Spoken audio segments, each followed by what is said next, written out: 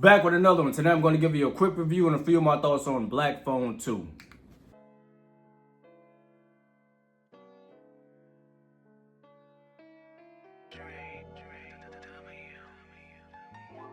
So Black Phone 2 is directed by Scott Derrickson, who directed the first Black Phone film, which came out in 2021. He is also known for Sinister, which came out in 2012, The Exorcism of Emily Rose, which came out in 2005, and Deliver Us from Evil, which came out in 2014.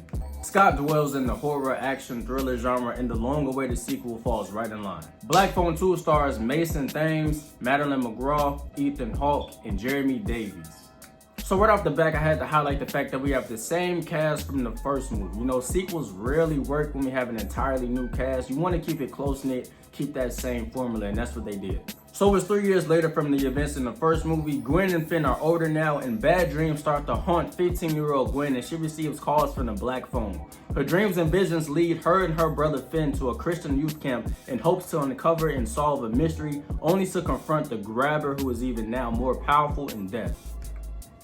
So it's 3 years later, and Finn is still traumatized by the events that took place in the first film. Like, he's a heavy smoker now, he's a loner, he has no friends, and he's constantly haunted by these flashbacks. I thought that was a good approach versus him being all happy and jolly and over the situation. Like, that's not exactly some shit that you just forget, so it was cool to see it still affecting him.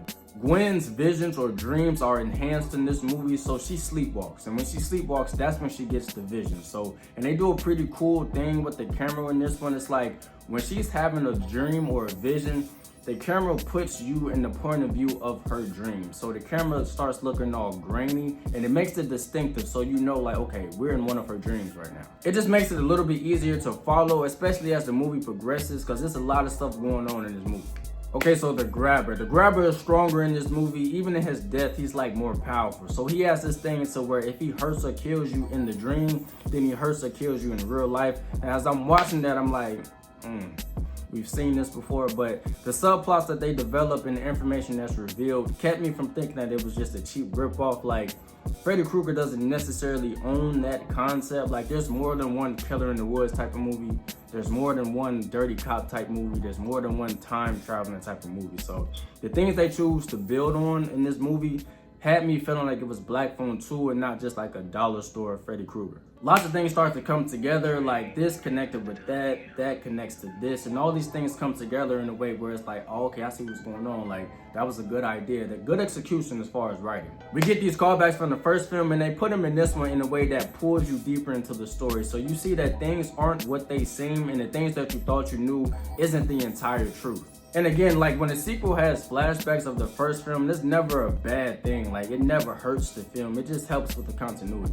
And I'll say this, like, after watching this film, you get a better idea of why the dad was the way that he was in the first film. Like, he's damaged too. Like, he's traumatized just like everybody else. In Black Phone 2, there's a particular connection that they explore, and I felt that was a great choice. Like, it was briefly mentioned in the first one. I won't say too much, but the way that they weave it into this one, they did a good job with that, bravo. For my factual opinion, there are possibly some plot holes in this movie. Like, they establish that the grabber can hurt or kill somebody in their dreams. Then you turn around and see him hurting somebody while they are awake, like in the real world. So I don't really know what we're doing right there. Maybe I missed something, I don't know. And I will also say that it would have been cool to see the grabber without his mask. Like, I think it would have been a little bit more sinister to see his actual face. But that's just me though, that's my thoughts, you know, my factual opinion. If I had to rate and categorize Black Phone 2, I would give it a 7 out of 10 and put it in the worth the watch category. Like, overall, it's a pretty solid sequel.